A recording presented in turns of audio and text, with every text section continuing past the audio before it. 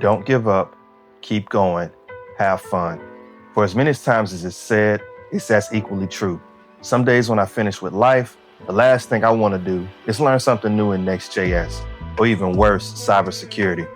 But why? The obvious reason is I'm tired from a long day at work, or running errands, or attending my kids' school sporting events. It's to be expected. After all, we're not robots. So on more days than not, there has to be a why that's going to keep me going. I'm sure LeBron James didn't always feel like working out after a game, or Casey Neistat feel like filming after working 2 daytime jobs. So what is it that's going to keep me going? There has to be passion and love for the journey in order to keep me going. The days I'm tired and I don't feel like learning, I'll allow myself to do something I enjoy just to keep coding in my ecosystem.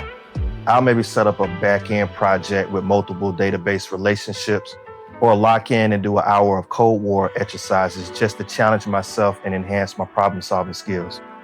This is simple, enjoyable for me, and most importantly, it keeps me going. Know your happy space, and when needed, don't be afraid to tap into it just to keep yourself going. Till next time.